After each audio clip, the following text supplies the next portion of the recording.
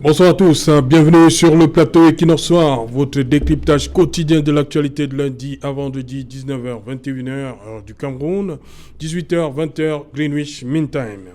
La fête aurait pu être encore plus belle si les gradins du stade de la réunification Bépanda Douala avaient accueilli les milliers de supporters, voire inconditionnels, des Lions indomptables. Après de nombreux mois de fermeture due à la rénovation, la cuvette d'Infandena rouvrait ses portes hier à l'occasion du match de la 3e journée du groupe F opposant le Cameroun au Mozambique et comptant pour les éliminatoires de la Coupe d'Afrique des Nations 2022 prévues au Cameroun. Cette rencontre était aussi et surtout un test pour les installations flambant neuves du stade de Bépanda, appelé à accueillir certaines rencontres du championnat d'Afrique des Nations prévues en janvier 2021, toujours au Cameroun. Si les infrastructures sportives censées accueillir les rencontres de cette autre grand-messe du football africain commencent à présenter fière allure de par le territoire national, qu'en est-il des autres rubriques du cahier des charges de la Confédération africaine de football? Madame, Monsieur, tout à l'heure, à 20h, c'est l'édition du vendredi, la grande édition du journal présentée comme tous les vendredis par Nadine Yambo. Tout de suite après, ce sera le débrief du journal et tout de suite, le fait du jour.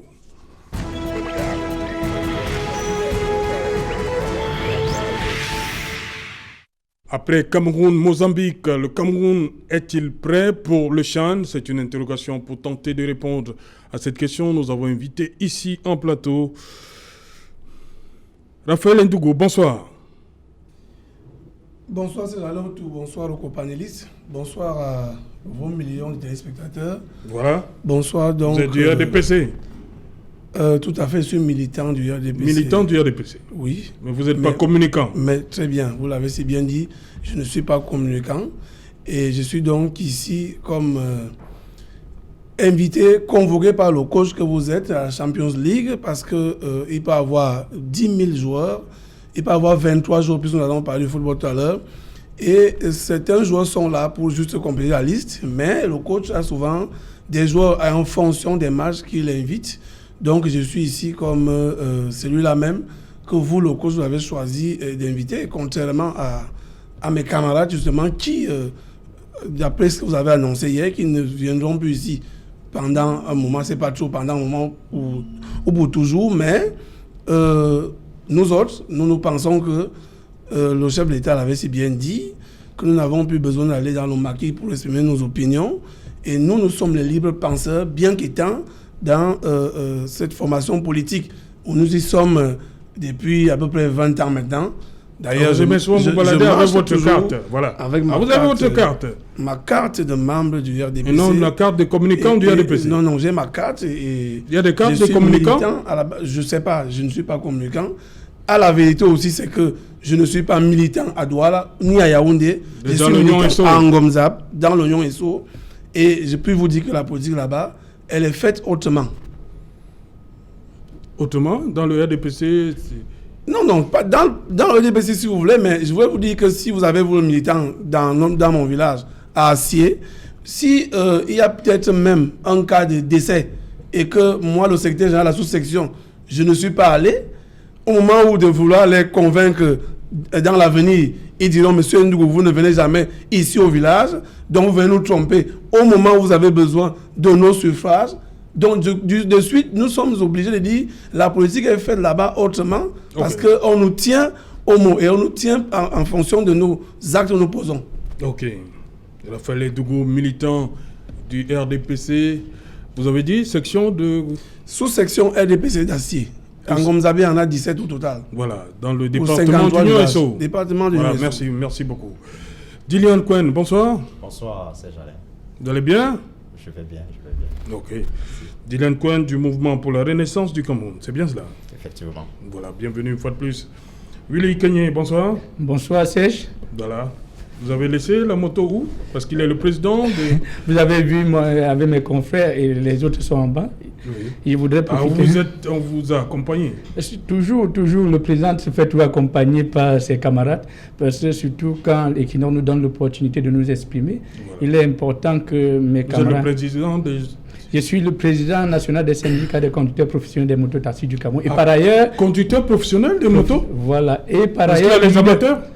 Oui, dans notre secteur, on retrouve aussi pas mal de personnes qui sont arrivées là? Qui sont arrivées aussi parce que... Comme ça. Donc, il est important de préciser que notre rôle aussi, c'est de rendre ce secteur professionnel. Okay. Et c'est notre souhait. Donc, il est important, vu que nous précisons tout ce qui a été dit à l'encontre des motos-taxis ces derniers temps, nous voulons préciser, sache que les motos-taxis ont un rôle important. Ouais. C'est pour... Les étrangers arrivent, hein, c'est pourquoi vous êtes là ce soir. C'est pour ça que je suis là. Les étrangers arrivent à partir de janvier. Voilà, il est important de... Parce que ce qu'on a vu hier, là, pour un seul match... Il est important de préciser. Voilà. D'accord. Serge Pensy, bonsoir. Bonsoir, c'est Jalé Auto et bonsoir tout le monde. Oui, bienvenue. Consultant et question de sport. Oui. Voilà, Serge Pensy, dites-moi, vous étiez quand même dans les encablures du stade hier, vous avez vu comment ça se passait? Non. Votre sentiment? Non, je n'étais pas au stade, j'ai regardé le match à la télévision. Vous avez l'impression que on peut être prêt, d'ici janvier, on peut accueillir une compétition d'envergure comme le Tchad?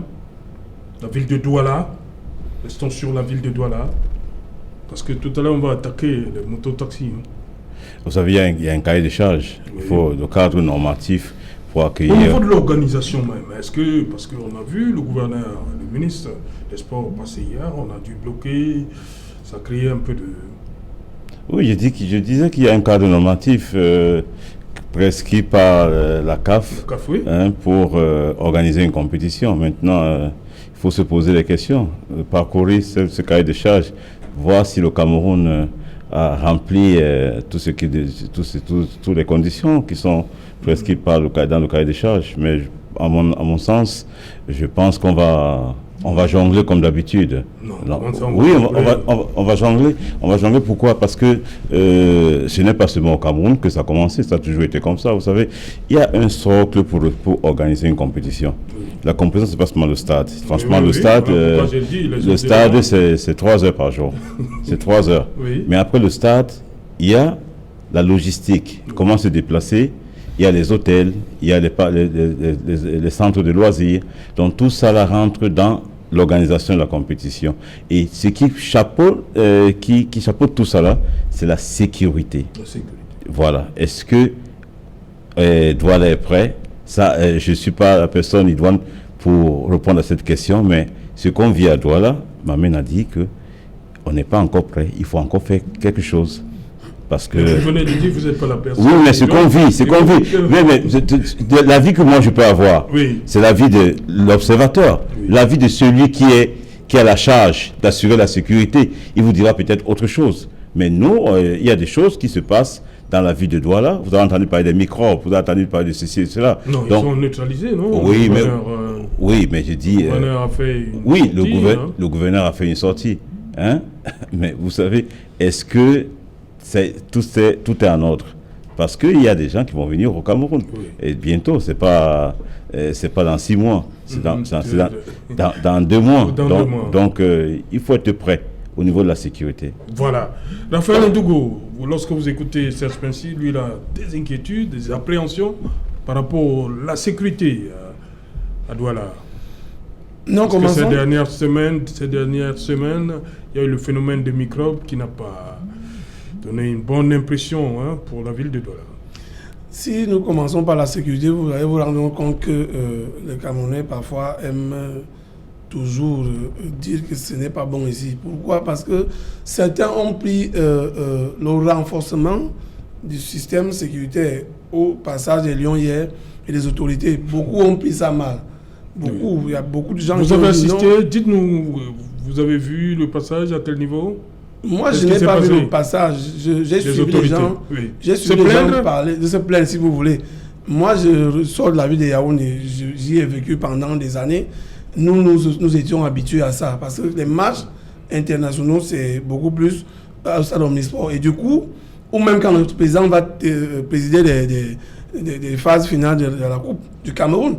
Donc, beaucoup étaient étonnés, pourquoi est-ce qu'on a barré ici, est-ce qu'on va s'en sortir? Justement, parce que quand les étrangers arrivent ici, il faut le reconnaître que c'est le Cameroun qui a le droit d'assurer la sécurité dans les hôtels, restaurants et au stade de ces étrangers-là. Donc, à ce niveau, lorsque vous avez vu les autorités partant de l'hôtel, justement, c'est pour ça qu'on a renvoyé, on a renforcé, autant pour moi, on a renforcé l'effectif sécuritaire pour que les Mozambicains et même les Lions indomptables puissent circuler en toute sécurité. Ça, c'est la première chose. Mais la deuxième chose, c'est sur le CHAN lui-même. Je crois que c'est deux villes, c'est ça? Je crois qu'il y a Limbe et Douala. 2 ou 3, je ne sais pas. Mais ce n'est pas déjà la grande compétition qui arrive. Oui. Parce que ça, c'est juste au niveau primaire. Cela va également nous permettre de voir si nous pouvons déjà attendre la CAN qui va arriver l'année prochaine. Donc, à mon niveau, je pense que, mon avis, je pense que c'est normal que l'on assure la sécurité. Et quand la compétition va se tenir, on prendra même encore les éléments ailleurs qui viendront à Douala et dans les villes concernées pour renforcer la sécurité. Parce que à moins, si on passe juste à côté du champ là, à tout moment on peut nous retirer peut-être la prochaine édition de la CAN. Donc il faut qu'on fasse tout pour... Dans le champ, c'est un véritable test. Oui, c'est comme un test. Parce que si...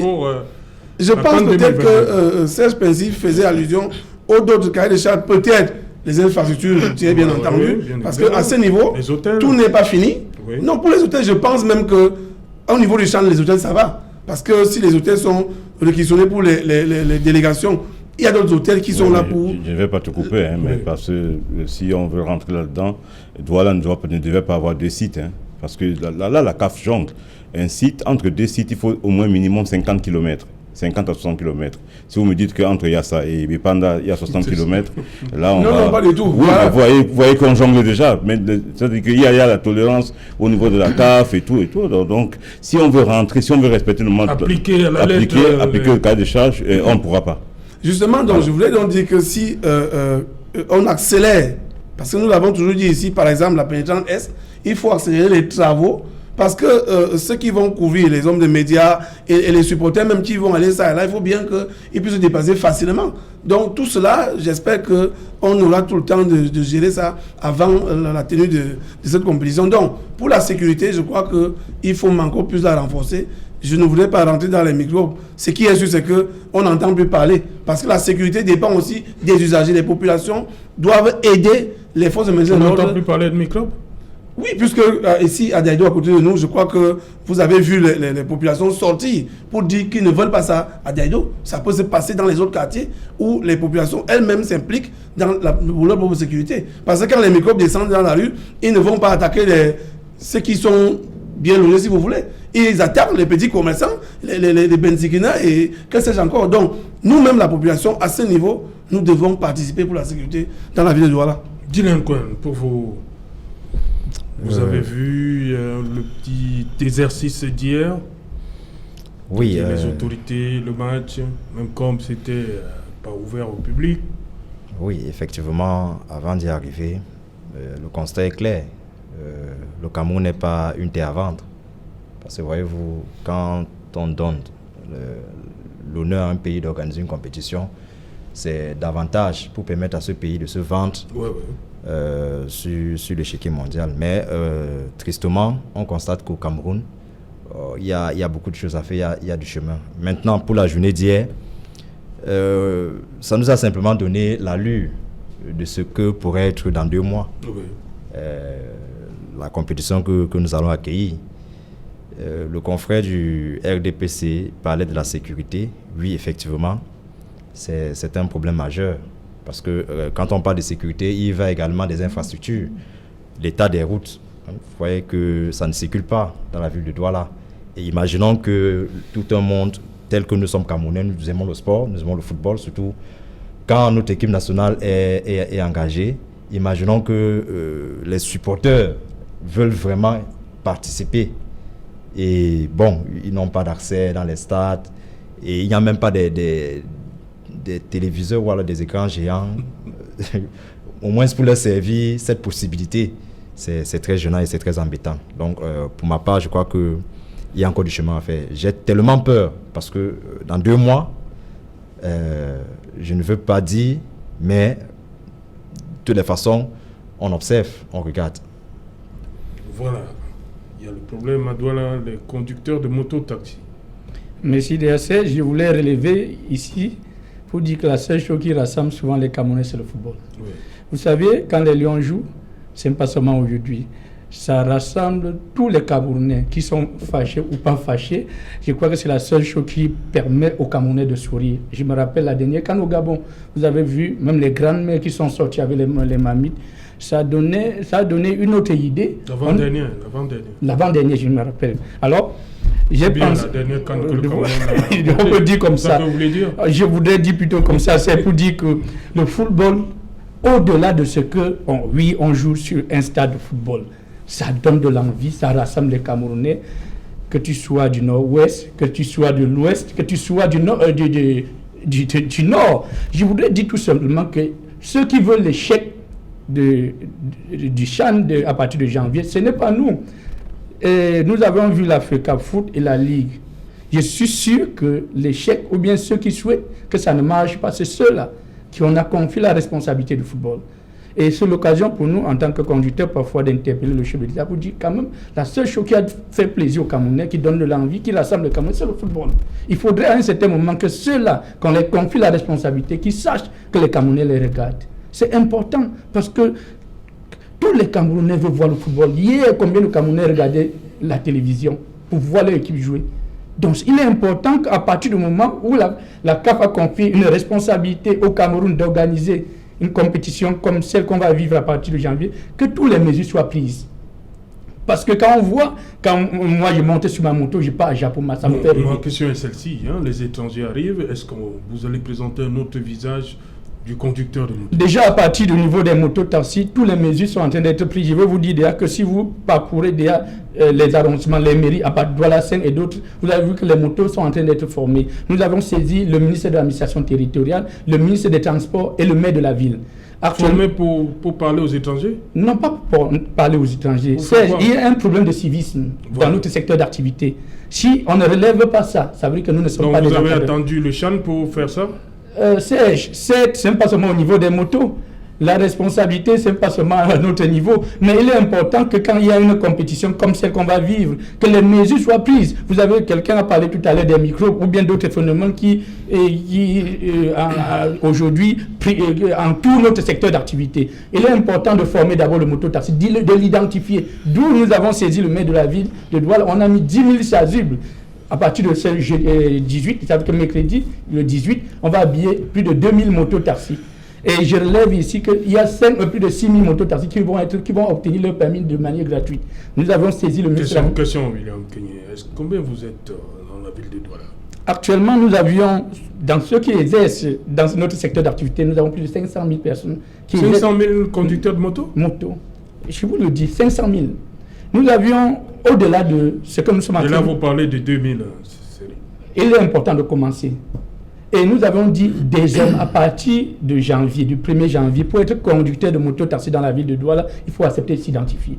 À partir de vous portez des vies, vous portez des responsables, vous portez des passagers. Et si vous voulez honorer ces passagers-là, identifiez-vous. Nous sommes en train de mettre l'accent sur ça. Tous les leaders de la ville de Douala ont saisi les autorités pour dire nous ne voulons plus le désordre dans notre secteur d'activité. Et nous allons continuer ce travail et il est important. Nous avons déjà commencé à former les mototaxis avec les différentes auto-écoles dans les différents arrondissements. Les 5 arrondissements de la ville de Douala, actuellement 5000 mototaxis, 1000 par arrondissement qui sont en train de se faire former dans les différents arrondissements. Et nous avions tenu à ce que les 6000 soient gratuites. 1000 qui sont prises en charge par le ministre de l'administration territoriale et 5000 qui seront prises en charge par le ministre des Transports, 500 qui seront prises en charge par la communauté urbaine. Et à partir de janvier, ceux qui ne vont pas obéir à la règle vont tomber sous le coup de la loi. Parce qu'il est important que les gens sachent d'abord que nous sommes dans un pays de loi. Alors ceux qui veulent profiter, qui viennent profiter en ce moment. Et nous voulons informer tout le monde. Et nous avons saisi aussi le ministre des Transports pour lui dire il est important que le ministre des Transports et le ministre de l'administration territoriale mettent l'accent sur les ventes de motos. À partir du moment où les motos sortent, à l'achat des motos, on exige le permis, la carte grise, l'assurance. On inclut ça à l'achat. pour éviter des personnes qui aujourd'hui, on se retrouve dans un secteur de conduite, on conduit la moto dans la ville de Douala, on se retrouve en train d'être agressé. Les passagers ne sont pas sécurisés. On voit même les microbes qui ont les motos. Ah, les microbes ont les motos. Je vous dis, il y a certains microbes qui ont des motos, qui n'ont pas de facture. Des motos qui sortent de nulle part et agressent des passagers. Et on incube la responsabilité aux conducteurs de moto. Il y a même les motos taxis. Je vous dis, nous avons perdu plus de 8 membres cette saison qui se sont fait agresser à travers l'arme, avec les couteaux, à partir du moment où les bandits leur demandent de laisser les motos. Et vous voyez, donc il est important que l'identification des motos soit effective. Voilà, lorsqu'on écoute Serge Pensy, vous avez mis un point sur la sécurité. Par ordre de priorité, c'est ce qui est le plus important.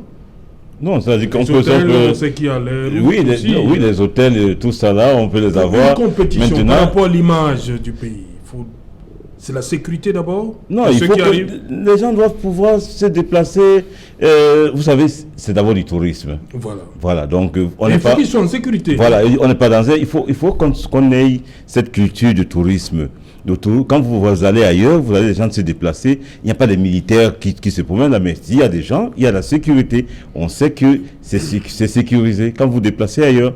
Donc, chez nous, ici, et le travail doit... Nos collègues étaient en Égypte pour la dernière CAN, ils disent que c'était hyper militarisé. Oui, hyper militarisé. Le Caire, la dernière Coupe d'Afrique des Nations. Oui, vous connaissez les conditions là, dans le monde arabe.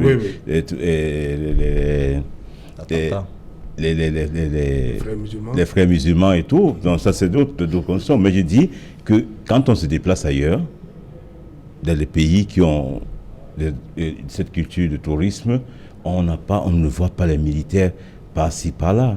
Mais ça rassure, non? Non. Écoutez... Ça rassure pas quand on voit des hommes en tenue? Mais on a... rassurer, non? Bon, ça ne rassure pas. On se dit qu'il y a quelque chose. Ça ne rassure pas quand on voit plein de militaires là. Vous voyez, quand on voit des barrages de police par-ci, les gens doivent descendre du bus pour se faire identifier, tout ça là. Tout ça, on doit arrêter ça, parce que on doit arrêter. On arrête ça? Oui, on ne doit pas faire descendre les gens du bus. Ça, franchement. Et moi-même, je ne descends pas du bus. Je ne suis jamais descendu. J'ai toujours refusé ça. Et vous dites quoi à l'agent? Non, on ne doit pas descendre. C'est-à-dire qu'il ne faut pas traiter des êtres humains comme, je ne sais pas, moins que les animaux.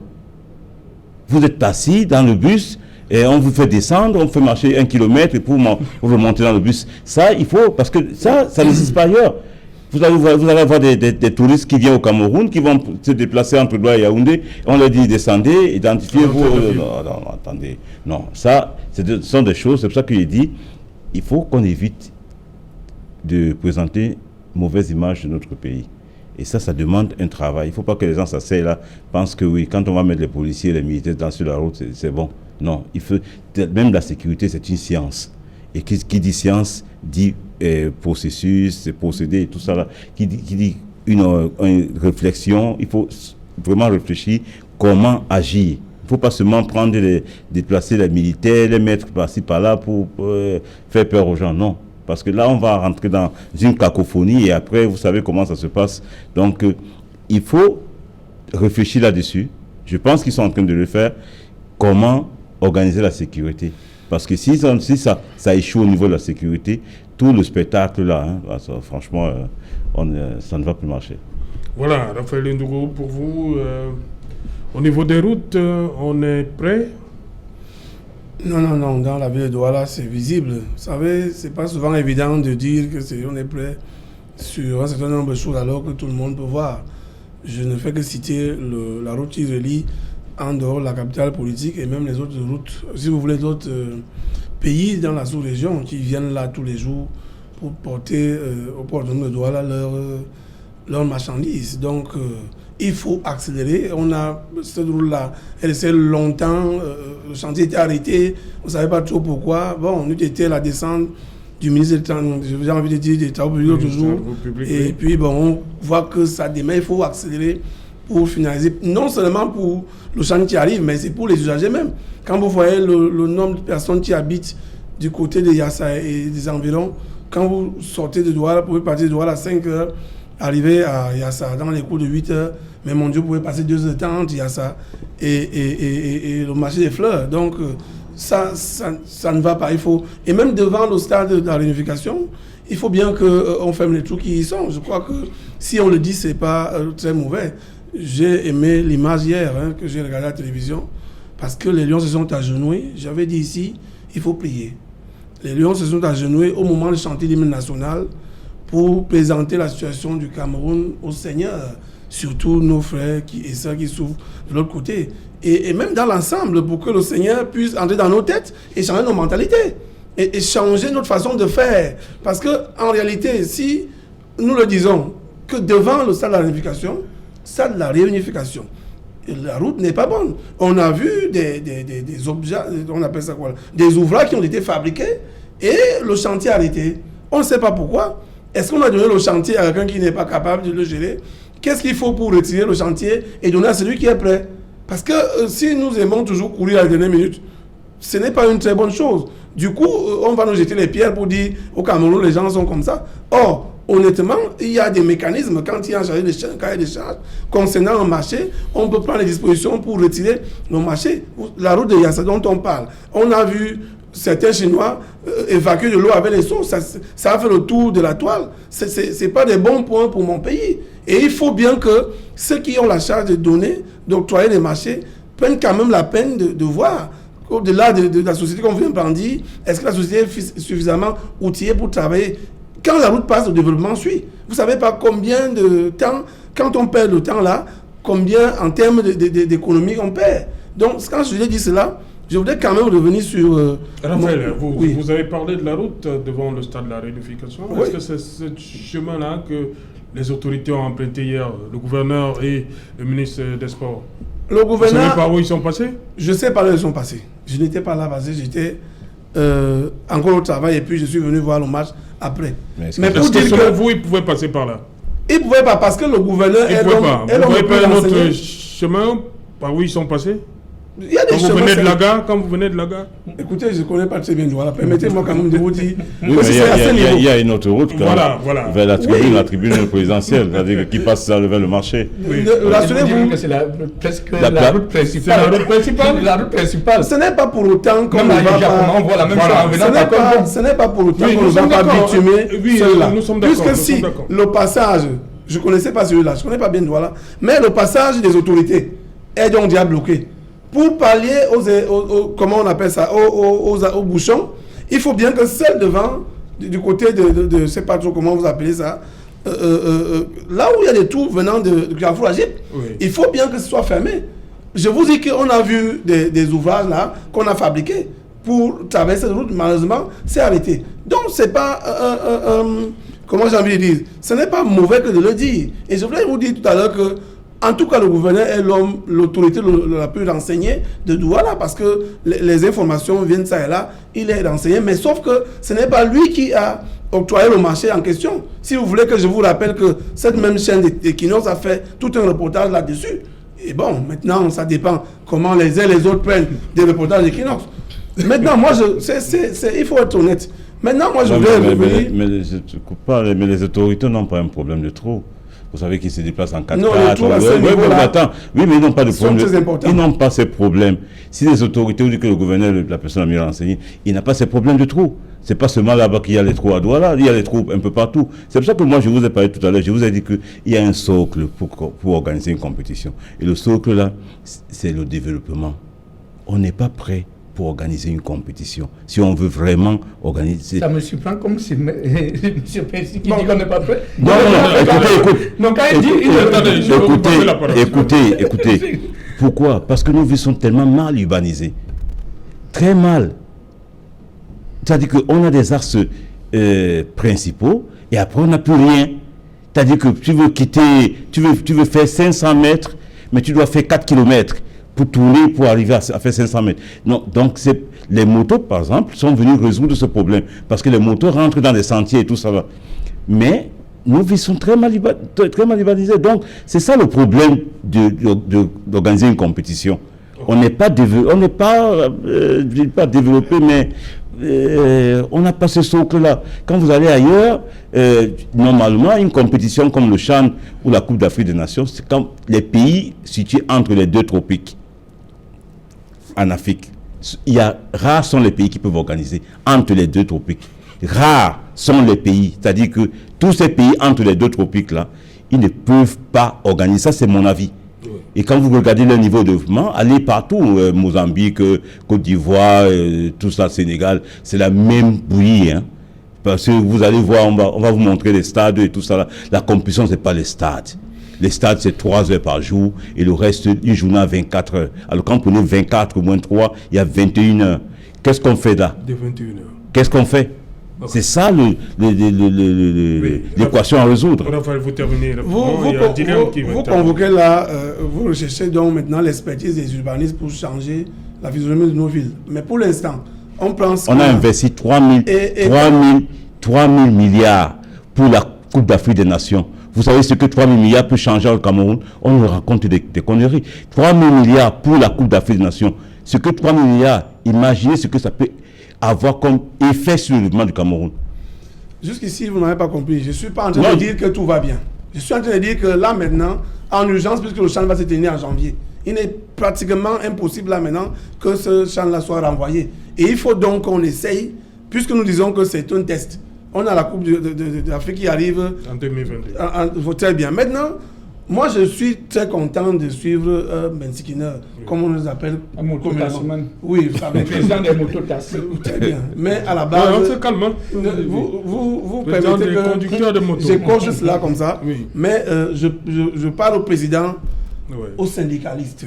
Moi aussi je suis syndicaliste. Maintenant, ce que je voulais vous dire, c'est que quelqu'un sur votre plateau hier a dit il faut une éducation de masse. C'est le travail que vous faites au quotidien sur l'Équinoxe Soir.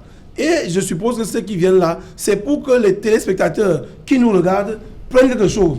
Vous avez un fan club quelque part ici à l'école publique. Si vous arrivez à cet instant, ils sont placés là avec leur moto pour regarder cette émission. Donc, ce qui se passe, c'est quoi? C'est que, comme il a si bien dit, il faut bien que dans leur mission régalienne, qu'ils sensibilisent davantage leurs camarades. Pourquoi? Parce que nous utilisons nos voies publiques dans notre contexte avec ce que nous avons. Si vous prenez par exemple le grand carrefour qu'on appelle Ndokoti, je prends juste un exemple, vous allez voir que des motos-taximans attendent les clients net au carrefour. Donc vous avez beaucoup de travail et il faut bien que vous soyez accompagnés non seulement par les autorités administratives mais aussi les autorités communales dans la mesure où nous voulons non seulement organiser la CAN, même après cela, parce que nous-mêmes nous circulons, nous avons maille à partir avec la circulation dans la ville de Douala. Donc moi je suis déjà content du fait que nous partageons le plateau aujourd'hui. J'espère également que ceux de vos camarades qui nous regardent vont comprendre que le client viendra toujours là où il y a la moto pour pouvoir se déplacer. Voilà pourquoi j'ai dit, est-ce que vous allez nous présenter un autre visage, hein? Ma question demeure. Dylan Cohen, il a bien fait d'évoquer l'axe qui part de Carrefour à Gip pour, je crois, Camtel Bipanda, qui passe devant le stade de la réunification, mais toujours, il y a toujours des gros nids de poules là. Est-ce que en 2 mois, les choses peuvent bouger de ce côté-là?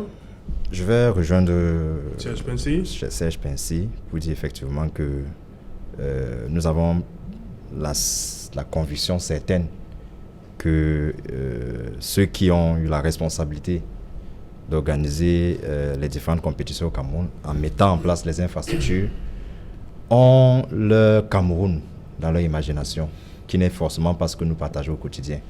Voyez-vous une route comme celle que vous avez décrite tout à l'heure, qui passe juste devant le stade, qui est en pleine rénovation, qui est dans un état, on ne peut même plus la décrire, tellement enclavé. On se pose la question, à deux mois du CHAN, on prendra combien de temps pour faire passer une route, au moins pour donner des allures de bon augure. Ça pose toute la problématique de la réelle volonté de notre gouvernement à servir aux Camerounais cet espace, ces moments de joie. Voyez-vous, dans l'entame de mon propos, je disais que quand on confie une compétition comme la CAN, une compétition continentale, on donne la chance aux pays organisateurs de se vendre, de se faire connaître, d'asseoir son hégémonie, d'assumer sa souveraineté. moi je vais me poser la question, quand on va, du moins l'argent qui a été alloué, 3 000 milliards de francs CFA, nous allons bénéficier quoi? Qu'est-ce que nous bénéficions jusqu'aujourd'hui de ces infrastructures? Vous voyez que pratiquement rien n'a changé. On a vu des stades poussés, on a vu des gazons bien verts, et puis on a vu les bâtiments. Et puis donc, alors quand j'ai fini par faire ce constat, je veux simplement dire, pour venir dans le cas des mototaximens, pour dire que nous savons tous que les mototaximens de Douala, ou du moins du Cameroun, ne deviennent pas mototaximens par vocation ou alors par envie. Nombreux sont ceux qui deviennent mototaximens par simplement dépression ou alors en dépit. Je veux bien poser la question au président.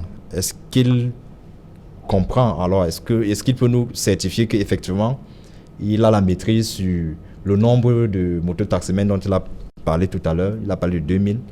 Est-ce qu'il peut, avec des médias... 500 000. Voilà, 500 000. Réunir 500 000 mototaximens dans un stade, je ne sais pas où, et puis tenir un discours de sensibilisation et que les gens viennent. Je crois que les mototaxis, puisqu'on en parle, c'est effectivement la preuve parlante que nous avons un système qui a complètement échoué. Je dis, il y a plus de frustrés qui ne voudraient même pas écouter ce discours. Hein? On ne va pas bâtir un pays en mettant sur la place publique un secteur d'activité qui, en réalité, regorge des frustrés. Je vous dis, des gens qui se sèchent au soleil, mais qui le font parce qu'ils doivent nourrir leur famille. Et ils le font en dépit. Si vous questionnez, si vous descendez dans la rue, vous demandez à nombre de ces mototaximens s'ils se sont retrouvés là par envie ou alors par simple vocation, ils vous diront. Et vous comprendrez donc que on ne pourra donc pas parler d'une organisation telle que le président semblait vouloir le dire. C'est simplement pour dire que il y a tout un échec et nous voyons cela avec l'organisation de la CAN qui nous demandait effectivement que l'argent qui a été mis à disposition, que nous soyons servis au moins du basique, les infrastructures, les hôpitaux, des belles routes. On a vu au Gabon, en Guinée. Je ne sais pas si ceux qui croient à une bonne CAN peuvent nous dire aujourd'hui que le Cameroun va au moins, je veux dire, de vue panoramique, ressembler à un pays digne d'un pays qui peut recevoir des touristes qui vont se féliciter d'avoir été au Cameroun. On parlait tout à l'heure de l'aspect sécuritaire. Justement, quand on voit les militaires ici et là, on peut se poser la question, est-ce que le Cameroun est en guerre? On a fait un parallélisme avec l'Égypte. On sait bien que l'Égypte a connu quelques périodes de troubles et puis c'était opportun qu'il y ait un certain nombre d'assurances pour ne plus vivre ce qu'on a vécu avec les joueurs togolais qui ont perdu des vies, les joueurs ivoiriens. Ce sont des mauvais souvenirs en Afrique. Mais la question demeure, tous ces militaires, de quoi a-t-on peur? Est-ce que le Cameroun aujourd'hui, on peut dire au commandeur de... Bon, c'est vrai, je ne vais pas omettre de parler de la crise dans le nord-ouest et le sud-ouest. Si c'est cela le problème, et qu'on veut nous justifier avec l'assurance que l'armée pourra assurer, du moins est-ce que l'armée pourrait donner bonne figure, acceptons effectivement que la meilleure façon ne serait pas de planter les militaires dans toute la ville, mais la meilleure façon serait effectivement de rendre les Camerounais ce qu'ils demandent. Ce que nous demandons, c'est d'avoir un pays paisible, un pays où il fait bon vivre. Et donc, se réjouir, comme le président des mototaximens semblait dire, se réjouir de recevoir une compétition comme la CAN depuis 1972. Nous n'attendons que cela. Ok. Willy Kenye, je reste avec vous dans votre secteur. Je crois qu'il y aurait aussi peut-être le même temps que mes confrères. Comment ça? Parce qu'ils ont eu quand même temps, je vois mon confrère du MSC qui... Ton confrère du MSC? Du plateau. Et je voudrais seulement dire, Serge, que nous sommes dans un pays... Non, j'ai une question. Oui. Vous avez fait un tour au Carrefour Ndokoti? Oui. Pourquoi vous divisez la chaussée en deux? C'est pas qu'aujourd'hui que ça commence, c'est plusieurs années. Que les étrangers arrivent. Je vous dis, c'est plusieurs années que c'est comme ça. Oui. Mais nous... Comment vous n'arrivez pas à discipliner vos... Serge, il y a un problème d'indiscipline dans notre secteur d'activité. Nous le savons déjà. C'est pour cela que nous avons pris la responsabilité.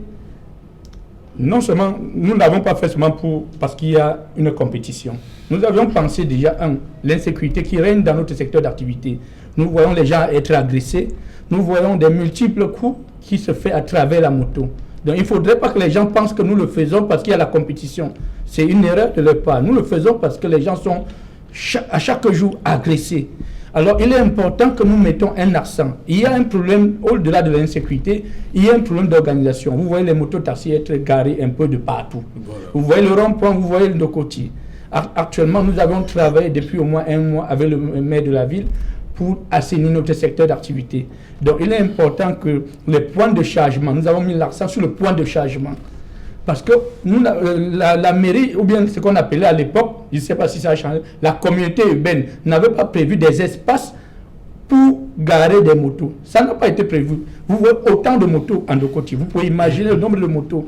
Alors les motos qui vont à Akwa se retrouvent, il y a presque 500 000 motos qui vont à Akwa. Ils garent où? Il n'y a pas l'espace réservé. Nous avions les motos qui vont à Bépanda, ceux qui vont à Village. Ils garent où? C'est pour cela que nous avons saisi le maire de la ville pour dire qu'il est important maintenant qu'on met l'accent sur le point de chargement. Et il a noté aujourd'hui. On doit vous créer des points de chargement. Les points de chargement. Avant le champ? Oui, c'est ce qui est en train d'être fait. Je vous rassure que ça doit être fait. À partir de mercredi, je vous dis le jeudi, on ne commence pas l'identification. Il y a 10 000 chasubles. Ça veut dire que désormais, pour faire la moto... Attendez, il n'y a plus de chasubles. Donc vous n'allez plus mettre vos gros blousons là? Non, les blousons sont différents des chasubles. Les chasubles d'identification, il faut... Donc vous allez mettre le chasuble au-dessus des gros blousons là? Non, il est important que le moto-taxi doit avoir un blouson. Le gros blouson, c'est important? C'est très important. Je vais vous dire, quand vous êtes sur la moto, le froid qui frappe sur la poitrine, je vais vous dire, il y a beaucoup de conséquences. Notre frère du MS l'a dit tout à l'heure que les gens arrivent par débit. Il y a beaucoup de personnes qui arrivent parce qu'ils ont perdu de l'emploi, d'autres qui arrivent dans des conditions très difficiles. Moi, je voudrais lui dire tout simplement, ça ne nous donne pas l'occasion de dénigrer notre pays. Si nous, en tant que responsables, nous on disait que le Cameroun c'est pour les autres, c'est que nous, on n'est pas à ce niveau. Nous avons beaucoup évolué avec les motos-taxis. Si vous ne connaissez pas, je voudrais vous dire, nous ne pouvons pas mobiliser 500 000 motos. C'est pas ce que j'ai dit. Les leaders des motos-taxis ont le minimum. Nous avons les peu de motos-taxis qui nous suivent, qui sont avec nous, qui nous écoutent et qui nous permettent aujourd'hui de maîtriser tous les motos de la ville de Douala. C'est ça, on les appelle les motos des camps. Nous avons plus de 532 secteurs dans le Vouri. Si vous ne connaissez pas, ce qu'on appelle communiquant les camps. Chaque camp a au moins 200 motos-taximens. Vous voyez, vous pouvez déjà imaginer fois 532. Vous voyez, nous n'avons pas dit qu'on peut maîtriser la suite, mais ça nous donne une force. Et je voudrais vous dire que quand nous voulons parler de notre organisation, évitez de nous confondre dans votre façon de politiser un peu notre... Parce que c'est ça qui détruit le Cameroun. Aujourd'hui, nous sommes en train de vouloir organiser une CAN. J'ai vu mon frère Petit, qui a longtemps défendu l'Africa Foot. En son temps, peut-être, je ne sais pas pourquoi il change directement le posture. Qu'est-ce qui n'a pas marché? Non. Il y a quelque chose qui n'a pas marché. Vous l'avez toujours défendu. Aujourd'hui, vous êtes en train de dire aux Camerounais que les 3 000 milliards, il fallait faire ça, il fallait faire ça. Et vous dites aujourd'hui que les militaires qu'on pose partout, ça fout sur les Camerounais. Vous croyez qu'on peut organiser une CAN ou bien une compétition sans prévoir les militaires, alors que le Cameroun se retrouve, nous avons le NOZO, avec tout ce qu'on vit aujourd'hui, nous vivons dans un état d'insécurité. Et vous croyez que les équipes qui arrivent au stade de la réunification, on va laisser marcher? Et non, nous ne pouvons pas admettre, même au sein des motos-taxis, nous disons tous les motos-taxis ne sont pas des Jésus. Il y a des mal intentionnés parmi les motos-taxis même. Et c'est la raison pour laquelle nous parlons de l'identification. Ceux qui agressent ne sont pas des conducteurs de moto. Il y a des pères de famille dans les motos-taxis. D'où il est important aujourd'hui de mettre l'accent. Donc je vous supplie, ne dénigrez plus votre Cameroun, votre pays, qui est notre pays, la seule chose que nous avons. Non, Monsieur le Président, permettez. Pouvez-vous penser votre fils de 20 ans d'acheter une moto et de faire la moto comme vous? Vous voulez utiliser la politique pour montrer. Pouvez-vous penser votre fils de 20 ans? Dites au moins au Camerounais qu'il y a un minimum qui est fait. Voilà au moins le stade de Japoma. C'est qu'on n'avait pas. Voilà au moins le stade de la réunification qui ressemble à quelque chose. Maintenant, on peut être d'accord que les routes qui sont attribuées, comme mon frère, la RGPC, avec les maîtres personnes donné à leurs copains. Mais je peux vous dire, non, je peux vous dire,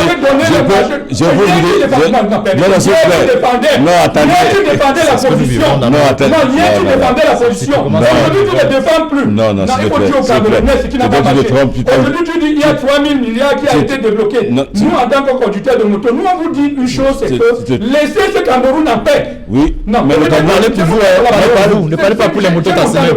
Oui, président, parlez pour vous, ne parlez pas pour les... Non, parlez pour vous, ne parlez pas pour les motos taximènes. Vous n'en connaissez rien. Vous en connaissez très peu. Vous en connaissez très peu. Parlez pour vous. Parlez pour vous. Non, je vous dis. Il n'y a pas un avenir en faisant la moto au Cameroun. Il faut le dire. Il n'y a pas d'avenir en faisant la moto au Cameroun. On ne construit pas un pays en faisant la moto. Il faut le dire. Vous l'avez au moins 35 ans. Ne venez pas en sens qui tue la jeunesse. Quand vous dites qu'il n'y a pas d'avenir, c'est faux. C'est faux. Je veux vous dire, nous en tant que conducteurs de moto, je peux dire parce que Equinox peut être témoin. Nous avons lancé un projet communautaire où nous avons, nous, conducteurs de moto taxi, payé 2 hectares de terrain en PK21 avec notre argent. En mobilisant autant de motos. Ça veut dire que nos Camerounais donnent d'un peu. Il ne faut pas de. Ça, c'est les questions que vous avez. Non, permettez-moi pas seulement l'impression que. Et vous n'allez pas venir sur ce plateau. Non, je fais de la moto une activité. Vous pouvez payer les Camerounais. Vous savez combien de personnes dans le secteur d'activité au Cameroun. Est-ce que vous pouvez payer les mototaxis? Vous ne pouvez pas payer les mototaxis. Vous saviez ce qu'un mototaxi gagne par jour? Vous croyez que vous pouvez lui donner un salaire? Vous pouvez donner un salaire à plus de 3 millions de mototaxis au Cameroun? Vous ne pouvez pas. Laissez-moi vous dire tout simplement que la moto n'est pas un... Non, permettez. Vous héritez. Non, je veux vous dire... Qui sera votre héritier après... Bien sûr, vous allez lui laisser la moto. Si Willy Kenye est devenu président des motos, pourquoi mon fils ne peut pas être... Ne trompez plus les Camerounais. Vous comprenez? Être mototaxi ne veut pas dire que vous êtes un dernier. Vous avez raté votre vie. Il y a des mototaxis responsables qui ont battu. Willy, on se calme. Willy. Respectez au moins ce que Willy. Non, il faut dire au gars du MSC que la politique aujourd'hui, c'est une politique d'échec. Non, vous l'avez échoué. C'est une politique d'échec. Non, je vous en prie, Willy. Sur les motos, c'est une politique d'échec. MSC, le RDPC. Le MSC sort du RDPC. Vous avez détruit le pays ici. Maurice Kamto a fait 7 ans dans le même gouvernement. Il faut le dire aux Camerounais. Ah Willy, on se calme.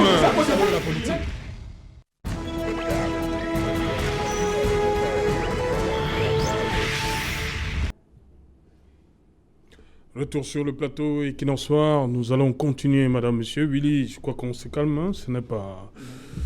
C'est pas le carrefour de côté ici. Voilà, on se calme. Dylan, qu'est-ce que vous aviez à dire? Non, je voulais simplement ramener le président des mototaximènes, je l'apprécie déjà dans ce qu'il fait, mais je voulais simplement le rappeler qu'effectivement au Cameroun, nous avons besoin d'une ressource beaucoup plus productive. Nous avons besoin de cette jeunesse-là qui a sacrifié de leur expérience en faisant la moto. Nous avons besoin de ces forces pour bâtir ce pays et nous trouvons très mal qu'aujourd'hui, qu'on fasse de la moto une activité qui semblerait être une activité noble, telle que le président semble vouloir le dire. Et je dis, ce n'est pas une façon de jeter dans la mare d'eau ceux qui s'y trouvent. Non, c'est simplement pour rappeler que nous devons faire des choses pour le bien de notre pays en développant ce pays. Non, Dylan, le problème est celui-ci. Il y a des étrangers qui vont arriver dans 2 mois. Est-ce que on veut justement que nos frères qui ont choisi ce secteur-là présentent un autre visage? Parce que par rapport à ce qu'on voit souvent. C'est tout le vœu. Voilà. C'est tout le vœu de voir effectivement que les mototaximènes soient organisés. Oui. C'est tout le vœu. Moi, j'essaie simplement d'être réaliste. J'ai dit tout à l'heure que c'est un secteur qui est difficile à contrôler. Peut-être pas difficile à contrôler. Difficile parce que, comme j'ai dit, il y a des sensibilités qui se sont trouvées là, pas de leur vouloir. Oui. Et vous imaginez dans mais le président dit qu'ils sont en train de s'organiser pour... il a avancé les chiffres, il parlait de 500 000 motos taximans. 2000 choisis. Ça fait des années que j'écoute son discours, je le suis. Si on fait la soustraction, vous comprenez qu'il y a encore un bon monde. Oui. Un bon monde qui va sans doute rester, du moins pas dans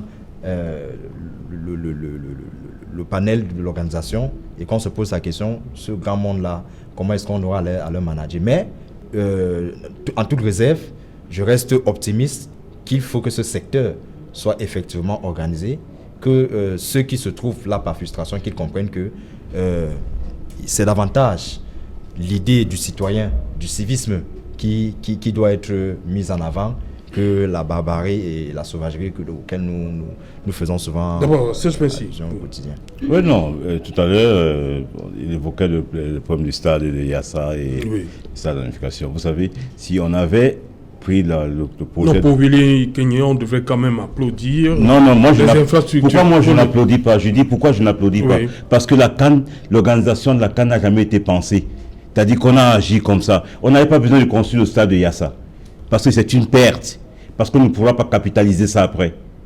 On avait le stade de Bépanda là, on cassait le stade de Bépanda et on posait Yassa à Bépanda. Voilà. Donc, vous voyez, et on fait une économie maintenant. Une économie d'argent. Je crois qu'il y a quand même une charge symbolique à Bépanda. Oui, mais charge symbolique. Réunification. Oui, mais ça reste le stade d'unification. Voilà. On poursuit avec... On reprend le stade d'unification. Oui. Et ça reste là. Okay. On n'a pas besoin de Yassa. Avec l'argent de Yassa, on peut organiser à construire des routes, des entrées pénétrantes de Douala et tout ça là.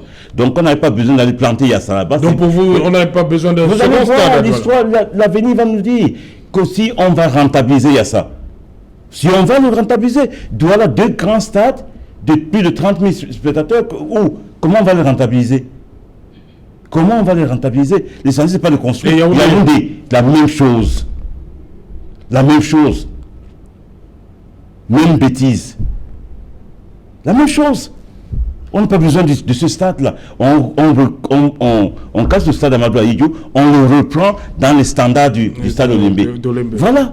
Pourquoi on ne peut pas copier ce qui se fait ailleurs?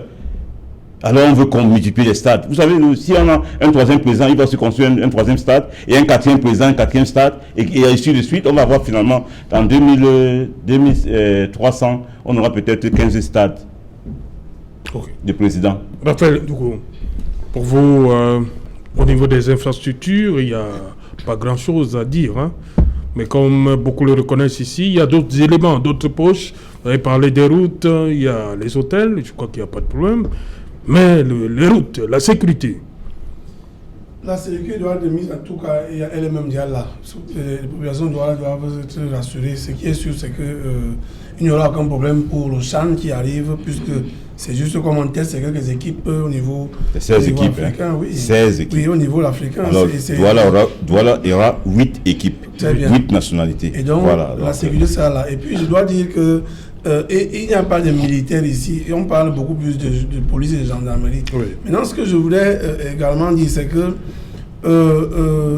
à l'observation, ceux qui mènent l'activité de moto-taximens à Douala trouvent leur compte. Je ne pense même pas que ceux qui travaillent à des endroits peuvent avoir le gain que ces gens-là ont. Donc, à mon frère du MSC, Dylan, il faut que je lui dise qu'il ne faut pas non plus négliger. Au contraire, il faut encadrer. Au contraire, il faut les éduquer. C'est ça que nous avons parlé ici, l'éducation de masse.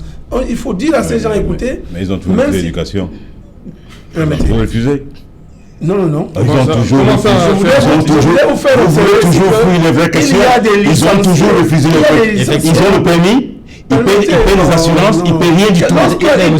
Il parlait de quoi? Pourquoi? Oui, mais c'est ça que son discours.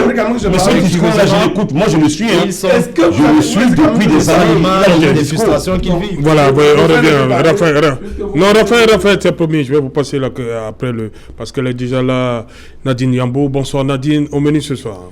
Bonsoir, c'est Jean Retour. Bonsoir également à vos invités et à vos chers téléspectateurs. Ce soir, au journal de 20h, nous vous présenterons les images de l'incendie qui a réduit en cendres une bonne partie d'un centre commercial au marché du Fundisha Yaoundé, un véritable coup dur pour l'opérateur économique à l'approche des fêtes de fin d'année. Nous parlerons également de ce phénomène d'insécurité en milieu scolaire qui prend de plus en plus des allures inquiétantes.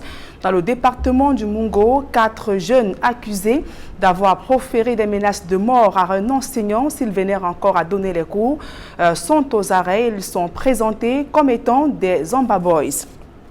Nous reviendrons également sur cette sortie des économistes camerounais qui interpellent le gouvernement sur les risques de surendettement du Cameroun si rien n'est fait, notamment pour amortir les chocs provoqués par la pandémie de coronavirus. Donc ils font des propositions à suivre au journal de 20h. Et puis hors de nos frontières, nous parlerons également de cette sortie du président ivoirien Alassane Ouattara, notamment ordonnant la remise du passeport de l'ex-président Laurent Gbagbo. Serge Alain. Voilà, madame, monsieur, c'est donc la fin de cette première partie Equinox Soir. On se retrouve après le 20h de Nadine Yambou pour Equinox Soir, deuxième partie. Ce sera le temps du débrief, toujours en compagnie de nos invités Dilian Cohen, Serge Pensi, Willy Kenyé et Raphaël Ndougou.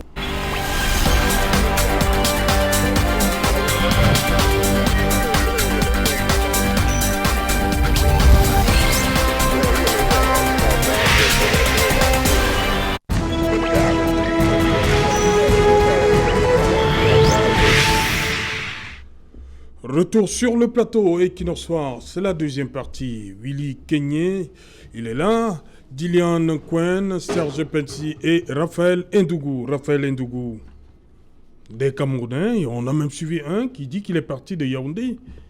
Il ne savait pas que le match allait se jouer sans les spectateurs, mais il a quand même tenu à effectuer le déplacement. Pour vous, qu'est-ce que ça peut bien vouloir dire? Tout à l'heure, je vous ai dit que ces lions-là se sont agenouillés hier. Lorsqu'on chantait l'hymne national, c'était un symbole fort. Oui. Il faut bien que les Camerounais retiennent cela.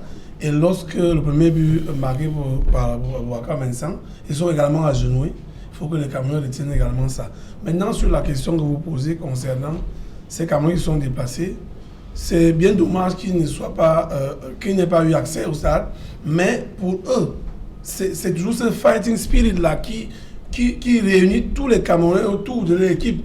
Surtout, je suis sûr qu'ils rentrent à Yaoundé, ou bien qu'ils rentrent à Yaoundé étant satisfaits avec le score. Ça aurait été peut-être gênant de savoir qu'il est arrivé ici et que les Lions ont perdu. Donc, tout à l'heure, le président disait que ce qui rassemble souvent les Lions, si vous voulez, les Camerounais, c'est le football.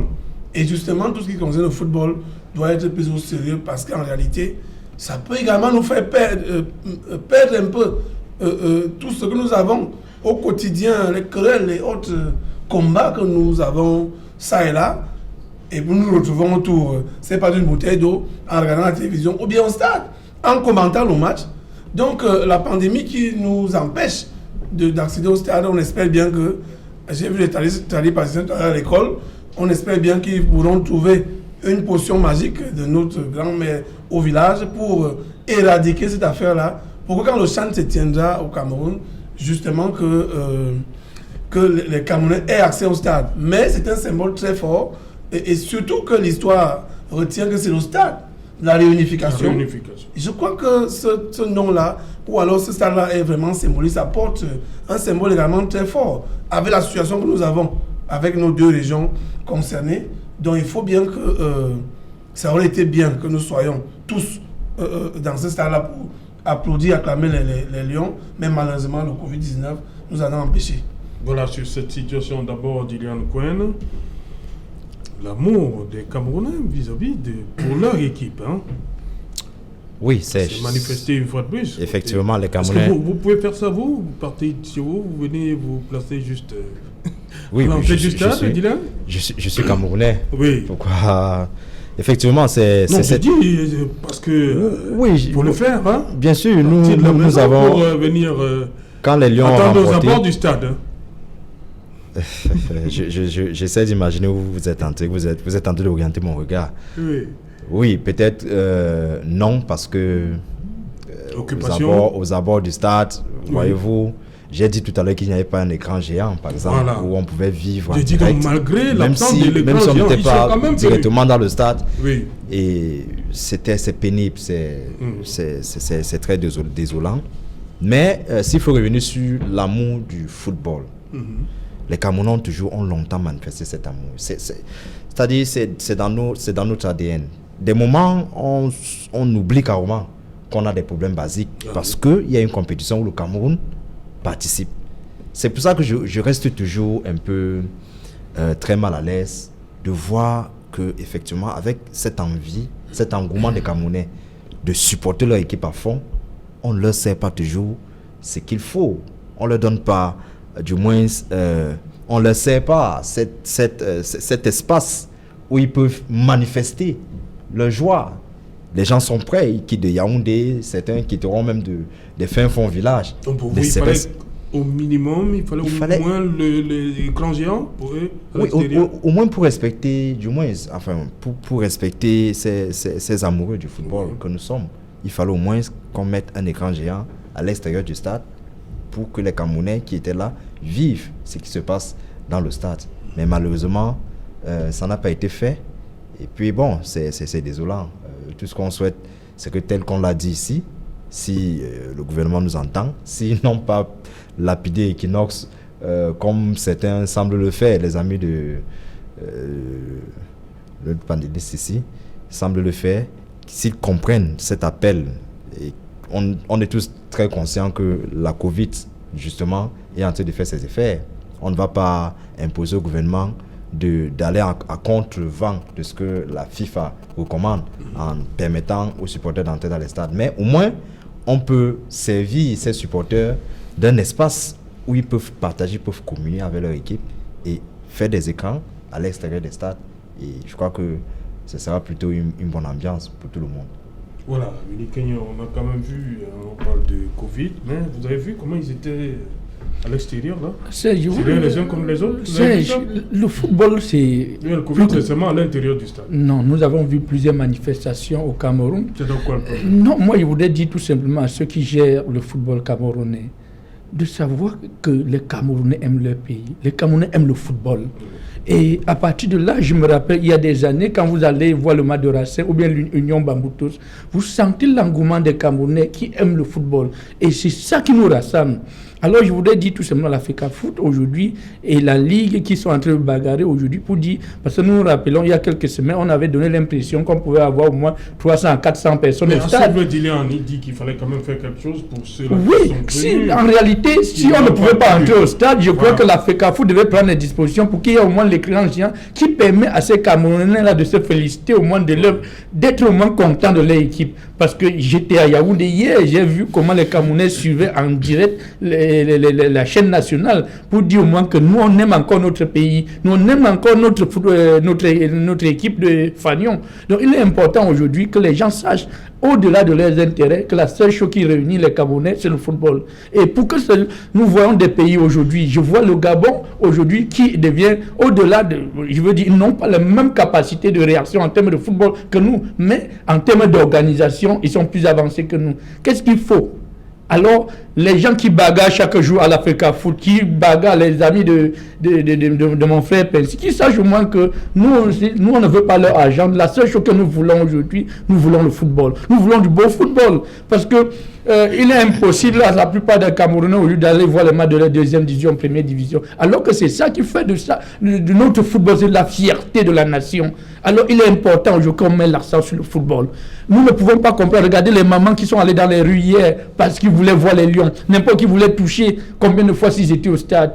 Donc il est important que ce qui va se passer à partir de janvier, que les gens sachent que c'est le Cameroun qui joue. Et que c'est le Cameroun que nous allons défendre. Alors que les gens laissent à côté leurs intérêts, leurs bagarres qui n'ont rien à voir avec notre football, ils nous donnent notre football. Nous avons besoin de ça. Et nous aimons ça. Grâce au football, nous on a connu les Samuel Eto'o à cause de ballon. Grâce au football, on a vu les Roger Milla. Il y en a beaucoup. Aujourd'hui, les Clinton Dieu nous font plaisir. Alors, pendant que nous nous battons à notre niveau en tant que conducteurs pour améliorer notre secteur d'activité, pour que ça soit prêt au moins pendant cette compétition, il faut que la FECAFOOT pense aussi qu'il peut aussi améliorer sa façon d'être pour faire plaisir à des millions de Camerounais. Et c'est le lieu pour moi d'interpeller aussi le chef de l'État pour dire il est important que le chef de l'État sache le football nous a tout donné. Le football a tout donné, même au président Paul Biya. Il faudrait que le chef d'État mette fin aux intérêts des gens et qu'il remet le football aux Camerounais. C'est ça. C'est ce que nous au Camerounais, parce que les amis de mon frère Pensi bagarre, il faut tel clan. Si on ne remet pas le football à X, l'autre va aller porter plainte en Suisse. Si on remet à l'autre, l'autre prend directement la route de la Suisse. Qu'est-ce que nous voulons pour le Cameroun? Auparavant, nous n'avons pas connu ça. Nous savions qu'on paye le transport pour aller voir le match de Bamboutose, pour aller voir le match de Coton. On a connu de grands jeux ici qui nous faisaient plaisir.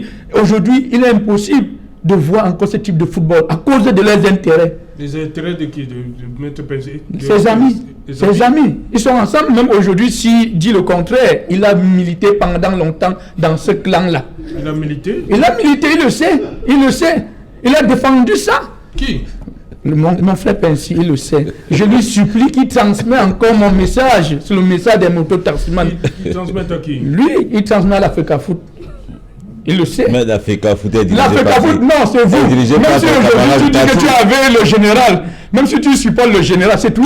L'Africa Foot est dirigé par ton camarade du parti. Non, je ne suis pas du parti. Je vous ai dit tout simplement que vous avez divisé le football en deux clans. La Ligue dont tu supportes aujourd'hui le général, hier tu supportais l'Africa Foot. Nous voulons savoir en réalité ce qui n'a pas marché. Mais c'est pas dites-les que nous voulons avoir un beau football à partir de janvier. Il s'agit du Cameroun et laissez notre petit plaisir. Et nous voulons vous supplier. En ce moment, on sait que ce n'est pas parfait. Que ce soit quand on regarde les routes, quand on regarde beaucoup de... Mais la seule chose qui nous anime aujourd'hui, c'est notre football. Permettez au moins ça. C'est important. Ok, Serge Pensy, le CHAN, c'est dans 2 mois. Est-ce que d'ici là, vous imaginez un CHAN avec ce qu'on a vu hier, sans spectateurs? Ben, écoutez, ce sont des prescriptions. Hein. Oui. Maintenant, si... Est-ce que ça ne va pas diluer? Ben, c'est que c'est une... Oui. Non, mais vous savez, il y a eu ailleurs où on a joué à huis clos. Oui, mais puis on a vu que les gens étaient scotchés à les postes de télévision. Et ça, après, il y a eu des commentaires. Donc, c'est vrai que l'aspect des spectateurs... Voilà. Hein, ça dégrade un peu l'absence, ça dégrade un peu le spectacle. Mais Serge Pensy, vous avez vu comment les gens étaient amassés dehors là? Oui, mais oui. Là, il n'y a pas Covid? Non, vous savez ma position par rapport au Covid, j'ai toujours dit ça. On ne peut pas dire au Cameroun que les gens sont collés dans les marchés, voilà, dans les supermarchés, partout, dans la rue, dans les taxis. On a même commencé à surcharger dans les taxis. Vous savez, on a repris dans les taxis, les motos taximans portent 2 ou 3 personnes. Vous avez recommencé à... Oui, il peut 2 ou 3 personnes. Non, je veux dire que les motos taxis font quand même partie des premières personnes qui ont commencé à respecter en termes des mesures barrières. Voilà, ça a été fait. Non, Serge, permettez, Serge. Je vous le dis, au moment où la Covid prenait de l'ampleur au Cameroun, nous faisions partie des personnes qui, on n'a pas dit qu'il n'y a pas les mal intentionnés, mais chaque moto-taxi avait un cache-nez. Et vraiment, on a bagarré en ce moment pour limiter un peu la surcharge dans la ville de Douala, bien que ça a évolué à un certain moment. Mais ça a repris parce que, pas vraiment au niveau des mototaximans, parce qu'un mototaximan qui quitte de Aqua pour Bonamou, ça dit, il doit porter un passager à 300, et il peut prendre le cabrio à 650, vraiment de Dieu. Comprenez, lui, qu'il a des chats, il a une famille, il a la location, et vous ne pouvez pas introduire le mototaxi dans un fonctionnement. Nous prions l'État qui nous comprenne aussi que ce n'est pas évident. C'est difficile. J'ai une chose simple, hein, que si on regarde comment les mototaxis travaillent, 2 ou 3 personnes sur la moto, quand on regarde les taxis qui surchargent 5 personnes dans un taxi, quand on observe dans les marchés comment les gens se déplacent là-bas. Donc, pour moi, je peux dire que le Covid n'a pas, la Covid n'a pas le même effet ici chez nous. Donc, on pouvait prendre d'autres mesures. Ouvrir les stades. Ouvrir les stades, pas pour 30 000 spectateurs, mais peut-être pour 10 000. Pour 10 000. Comme ça, oui. Pour 10 000 spectateurs. Si M. Pensy, vous voulez nous démontrer qu'en réalité, la Covid aujourd'hui n'a pas tellement d'effet, moi je comprends. C'est alors vous, l'organisation, que nous n'arrivons pas à comprendre qu'en Ndokoti, au marché central et à Makepe-Misoke, on retrouve les gens partout et n'importe comment. Et qu'aujourd'hui, vous dites aux Camerounais que vous ne pouvez pas entrer au stade. Moi, je voudrais bien comprendre... C'est ça que ça veut dire.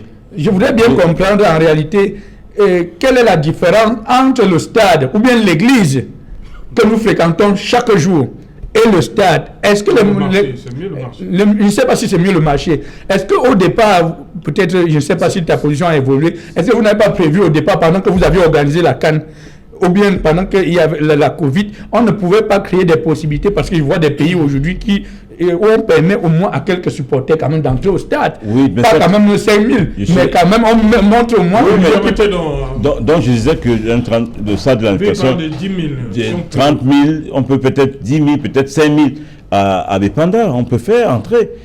Mais bon, mais comme tes amis... tes amis de l'Africa Foot avec qui vous avez collaboré. Tes amis, vous avez encore un stade à Baganté qui aujourd'hui n'est jamais fait. Oui. Tu peux témoigner. Oui, mais tes amis du RDPC ont décidé qu'ils vont faire du copier-coller. Quand on dit 200 spectateurs en Europe... Hier, tu étais dedans. Je ne sais pas pourquoi aujourd'hui ça n'a pas évolué.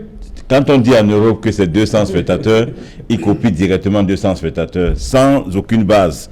Je crois que chez nous, on doit, quand vous avez, c'est en fonction de l'environnement. Oui, il y a des pays en Europe qui n'ont pas les mêmes mesures en Suède, ils ont adopté d'autres mesures. Comment vivre avec le Covid. Donc, pourquoi nous, au Cameroun, on peut vivre avec cette maladie? D'ailleurs, on demande qu'on peut vivre avec cette maladie. Donc, on doit adopter d'autres choses. Nous, on veut aller au stade. Si on peut un stade de 30 000 places, on peut admettre 10 000. Ça ne va pas gêner. Moi, à mon avis, ça ne va pas gêner. Voilà, Raphaël Ndougo, pour vous, un CHAN sans spectateurs, ça va déteindre un peu sur la fête, non la fête. Oui, je crois que ça y aura... J'ai commencé mon propos en disant que la fête aurait pu être plus belle encore si les spectateurs étaient en un stade de Bépanda hier.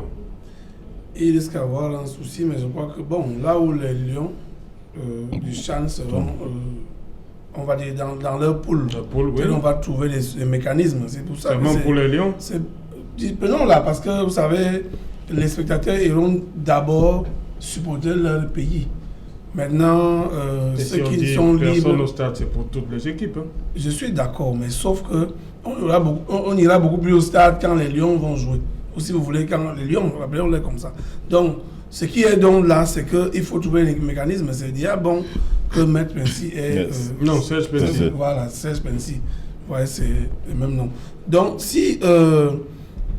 il y a des propositions qui peuvent être faites au niveau des organisateurs pour voir est-ce qu'on peut jouer à guichet fermé. Si on dit on prend 10 000, on vend 10 000 billets, dès que les 10 000 billets sont vendus, on arrête de vendre. C'est possible, il faut trouver des mécanismes. Ça fait même que les stades vont vivre de ça, puisqu'il faut payer, il faut entraîner ces stades-là. Ce sont ces recettes qui pourront permettre que la FECAFOOT et tous ces organes-là vivent de ça. Mais maintenant, est-ce que véritablement, les exemples qui sont pris ça et là, d'ailleurs, on vient de parler des motos, Suchal, Tarsi, et même le quotidien des Camerounais. Parce que on sait qu'il avait dit que c'est fini. Du coup, les gens ont dit c'est fini. Vous savez aussi que la maladie même se soigne de manière psychologique. Donc, on vit de cette manière-là. Il y a les positions de grands, mais vous savez que moi, je suis attaché à ces écoles-là. Comment on fait maintenant? Il faut peut-être nous adapter à notre système de vie. C'est-à-dire vivre avec cela. On n'a pas le même contexte, on n'a pas les mêmes conditions de vie. Parce que de toutes les façons, ceux-là qui vivent dans les pays développés ne peuvent pas vivre même 2 jours à Douala ou même dans les autres villes. Parce que nous vivons avec notre saleté peut-être liée à l'insalubrité des Camerounais, avec nos moustiques, et ainsi de suite. Cela veut dire que nos anticorps, honnêtement, sont préparés à affronter le Covid. Il faut ouvrir le stade. Donc, je dis qu'on peut ouvrir, on dit si c'est 30 000, on peut prendre 15 000. Et en ce moment-là, on aura quand même à peine 1 mètre de distanciation. Donc, c'est pour trouver un mécanisme que les stades aient aussi des recettes. C'est de ça qu'il est question. Mais maintenant, la vraie question, c'est comment on va faire? Est-ce que nous avons déjà trouvé la potion magique? Est-ce que ces gens-là même qui, là où ils ont inventé la maladie, ont déjà trouvé la potion magique pour nous envoyer ici, etc. Donc, ce qu'on doit retenir, c'est qu'il faut qu'on arme davantage. Vous avez besoin d'une autre potion magique? Moi, je n'en ai pas besoin. Mon sœur Cléda a parlé 2 fois. Hein. Pour des autres, pour ceux qui prennent les médicaments qui viennent là-bas, moi, je suis Si vous arrivez à la maison, les écoles sont là. Et vous savez qu'on avait indiqué ici qu'autrefois, quand on avait le Soubikoumou, autrefois, on se couvrait de manière naturelle. Donc il y a donc tout cela que nous devons nous armer de beaucoup de courage et développer notre système pour dire non, cette maladie ne viendra pas nous. Vous croyez que si ce maladie entre au Cameroun, comme chez les autres, peut-être que nous qui parlons, on ne serait plus en train de parler. Mais comme le bon Dieu, je reviens sur la prière, le bon Dieu aime ce pays, prions davantage. Il aime l'Afrique. Merci. Donc prions davantage pour que véritablement cette affaire-là reste au niveau de ceux qui ont créé cette affaire. Dylan, il fait une chante sans spectateurs, ça gâche la fête. Il faut développer le système de fan zone. C'est la même chose? Non, il y a des fan zones autour du stade, écran géant, c'est la même chose? Toujours est-il qu'il faut que les gens se régalent. Qu'ils vivent le spectacle. Il faut effectivement que les gens se régalent. Tout à l'heure, j'ai suivi Raphaël Ndoubou qui parlait des Écorces. Effectivement. Ça m'a simplement rappelé notre ministre de la Recherche scientifique qui, pendant un bon bout de temps, on attend l'aspirine qui avait été du moins recommandée par le gouvernement. On devait produire l'aspirine. Et puis après, on a vu un chamboulement, il nous a parlé de Fibangras. Enfin, c'est pour entrer. De quoi? Je crois que c'est Fibangras. Si je prononce mal. Mais elle parlait de Fibangras. Ouais. C'est quoi? Bon, elle est vraiment... Épargnez-moi, j'ai dit j'ai suivi l'information. C'est une information? Oui, c'est passé à la chaîne nationale. Et justement, je crois que elle allait dans le sens des solutions pour éradiquer la Covid. Maintenant, nous organisons une compétition et nous sommes en plein dans le contexte de la Covid. Et vous me demandez si faire entrer les gens dans les stades sera opportun. Non, je crois que la FIFA a justement pris l'ampleur de la mesure. Non, j'ai demandé, est-ce que la fête sera belle sans les spectateurs? Toujours est-il qu'aucun supporter ne va vous dire oui. Parce que le match se vit se vit mieux quand on est acteur, quand on est présent. Oui. Et donc, malheureusement, consigne faite,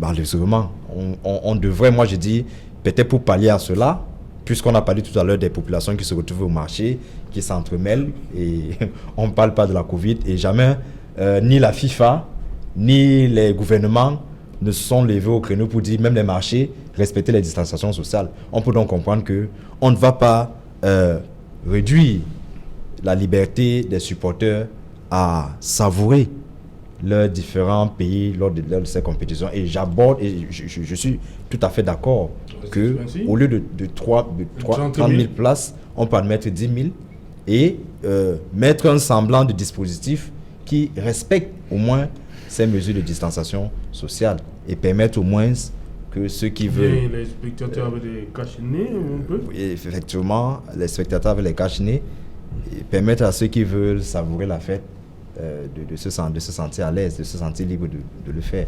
Si vous voulez réagir? Oui, non, je voulais tout simplement dire que les matchs de la CAN, comme celui qu'on a vécu hier, sont différents du CHAN. Oui. Parce que le CHAN, c'est des joueurs évoluant en Afrique. Et la CAN, c'est les joueurs, la plupart, c'est des joueurs professionnels, où l'UEFA et les clubs ont le pouvoir. Ils disent, OK, on est prêt à libérer les joueurs, mais il ne faudrait pas que les deux joueurs soient contaminés.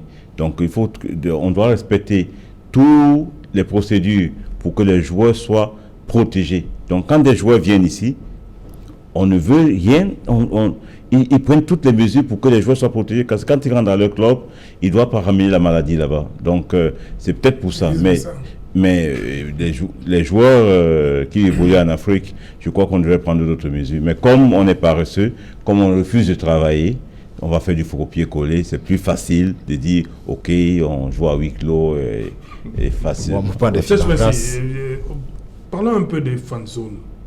Est-ce qu'on peut, c'est un concept qu'on devrait absolument développer autour du stade? Oui, mais les fans... Comme ce qu'on a vu hier là, oui, les si fans on avait créé un fan zone pour ceux qui ont effectué le déplacement. Les fan zones doivent toujours exister. Oui. Ça doit toujours exister. Même dans un championnat normal, ils doivent toujours avoir des fan zones. Parce qu'il n'y avait pas de maladie, de pandémie. Oui, oui. Parce que les fan zones, il y a des gens qui n'aiment même pas rentrer dans le stade, qui aiment rester là dehors, boire le bière et puis écouter quand on crie. Oui, qui écouter quand on crie, il saute, il regarde ce qui a marqué et puis il jubile. Il y a des gens qui ne veulent pas rentrer dans le stade, mais qui pouvaient rester dehors. Donc les fans zones, on peut les développer. Okay. Willy Kenyé, pour vous, on doit aussi ouvrir. Non, je pleure le sort de ceux qui vont, surtout les gens qui ont les hôtels.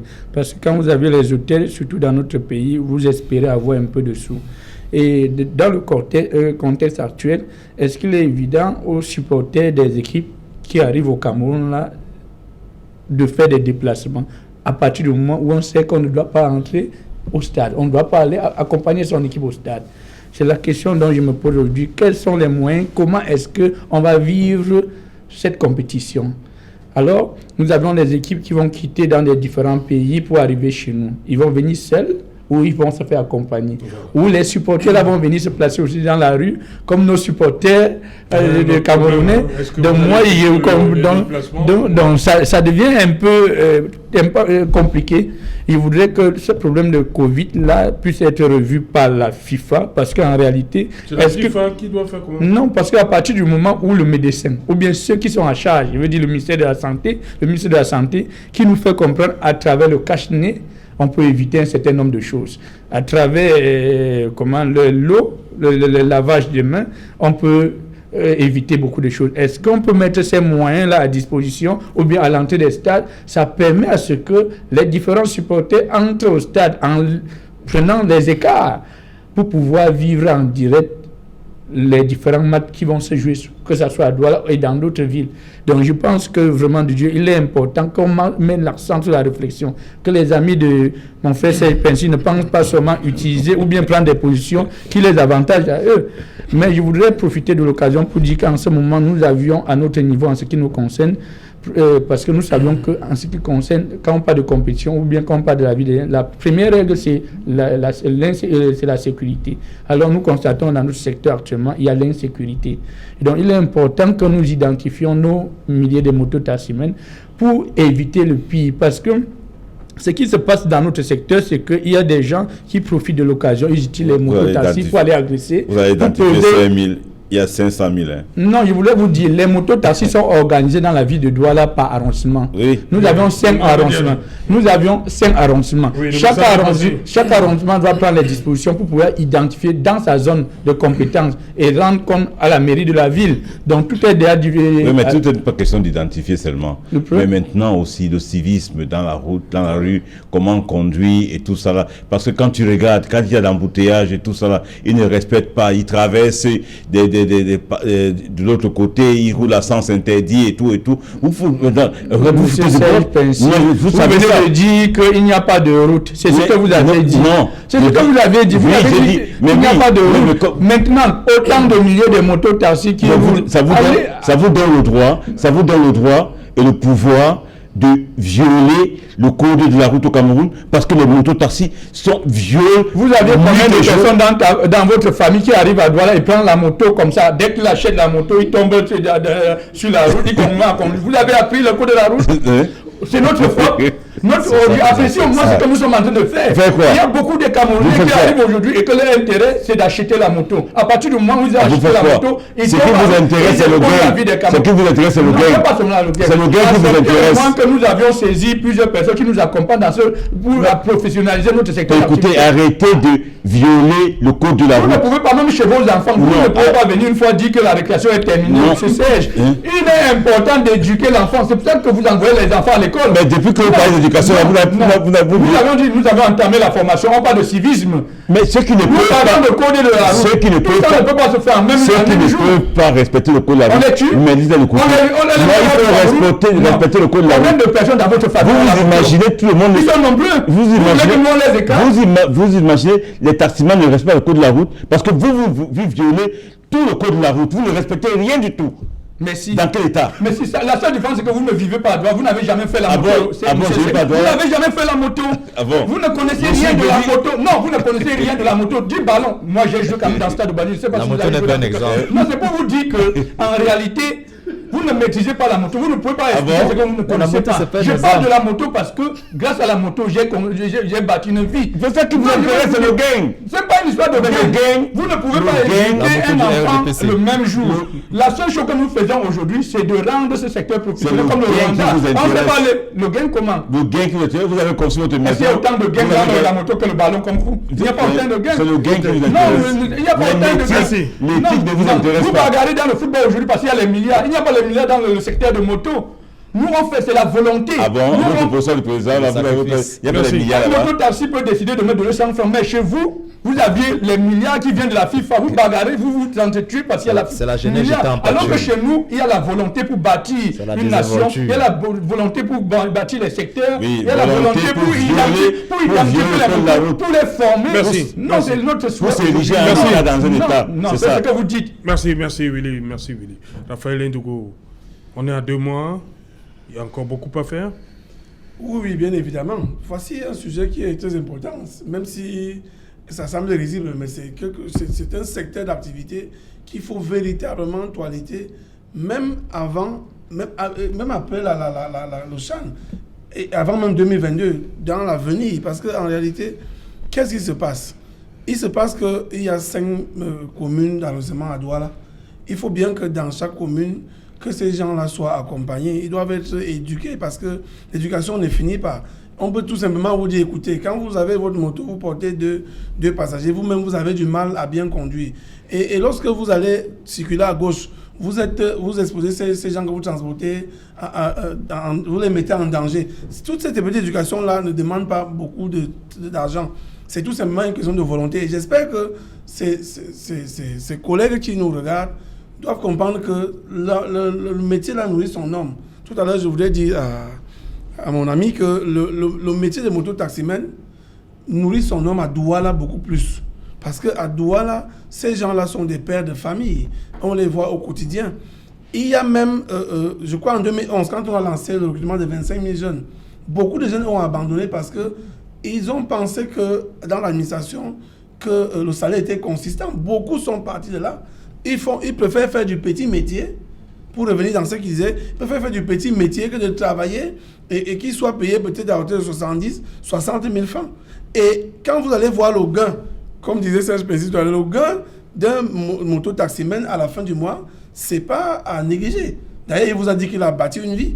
Donc, comme c'est un métier qui nourrit son homme, il faut encadrer. Ils doivent être accompagnés, bien évidemment, par des mairies. Mais ils refusent l'accompagnement, c'est ça le problème. Puisque On ne refuse pas l'accompagnement. s'il y a quand même un début, Ils refusent comme il l'accompagnement. parlait là, beaucoup suivent. Ils refusent. Même les collectivités territoriales nous suivent. Ça veut dire, on dit quoi? Ça veut dire Raphaël que Ndougo. il faut... Oui. Mon problème, je vous ai demandé. Le CHAN, c'est dans 2 mois, on va le dire comme ça. Il reste beaucoup à faire, selon vous. Oui, sur le plan, nous avons cité des routes. Nous avons dit qu'il faut électrifier justement notre capital, par exemple, économique et politique, de telle manière que si on ne peut Pour pas... l'électrification de la Pour ville de l'électrification. Il faut bien qu'il y ait l'électricité pour que ceux qui ne peuvent pas passer dans nos stades, pour qu'ils soient L'énergie regardés. publique. On va électrifier avec quoi? Et peut-être même dans les ménages. Il n'y a pas d'énergie. Mais On va le créer. il a posé la question, est-ce que beaucoup de choses ça fait? Bien évidemment, je les cite. Je cite que si on ne peut pas aller au stade, il faut bien regarder son petit gars à la maison. Si de suite, le match est en train de se jouer et on vous coupe l'énergie, vous ne serez pas content. Donc, il faut regarder tout ça. Nous avons parlé des infrastructures routières. Donc, beaucoup de choses à faire, puisque ça sera une compétition test avant. Merci, rapidement, 30 secondes. Oui, je commencerai par dire qu'il faut pacifier le Cameroun. Voyez-vous, il n'y a pas que Douala, Yaoundé, où les touristes, ou du moins les étrangers, viendraient et aimeraient faire leur découverte. Il faut pacifier le Cameroun et il faut embellir nos villes. Parce que, comme je disais à l'entame de mon propos, nous avons l'obligation de servir à l'Afrique et au monde entier un pays qui s'affirme par ses infrastructures. Donc, de mon point de vue, on doit mettre en place toute cette architecture pour qu'enfin le Cameroun sorte plutôt vainqueur. En 2 mois, hein. C'est faisable en 2 mois. c'est justement, voilà, la problématique est lancée. Maintenant, je crois que... Oui, je voudrais remercier Equinox pour cette occasion, parce que, vous savez, les amis comme les CES ne donnent pas souvent l'opportunité. Merci encore à Equinox, parce que les milliers de mototaximens nous suivent ce soir. Ils ont des femmes. A une télé? Je crois qu'il a les enfants ou bien des cousins qui sont des conducteurs de moto-taxi. Je ne sais pas s'ils suivent. Mais ce que je sais, c'est qu'il faut respecter ce corps de métier. Et nous sommes en train de... Non, vous ne respectez pas. Nous sommes en train de nous battre pour que ça soit moins professionnel, comme le Rwanda. Quand on voit les moto-taxis qui sont immatriculés, quand on voit les moto-taxis immatriculés. Et nous avons saisi 2 ministres, le ministre des Transports, le ministre de l'Administration territoriale, pour que, à l'achat de la moto, on introduit toutes les pièces y afférentes qui permettent à ce que le conducteur de moto-taxi devienne professionnel. Merci, Serge Pensy. Le discours de la dictée préparée de Kenya, je l'écoute depuis des années. Dictée préparée? Oui, ça m'est dictée préparée. Merci. Chaque fois, il raconte ça. On ne voit rien sur le terrain. Oui, c'est que tu dis aujourd'hui. Hier, tu as dit oui. Tu étais à la FECAF, tu défendais les gens. Aujourd'hui, tu le dis au contraire. Merci. Il ne faut plus détruire les Camerounais. C'est un problème. La jeunesse vous regarde. C'est pas bon. Merci beaucoup. Voilà les gens qui mangent, ils salissent le Cameroun. C'est pas bon. Merci Willy, merci Raphaël Ndougou, merci Dilian. Merci à vous également, Serge Pensy. Madame, Monsieur, nous sommes arrivés au terme de cette édition, la dernière de la semaine, Equinox Soir. On se retrouve lundi à partir de 19h. Bonsoir. Nouvelle Ngangé.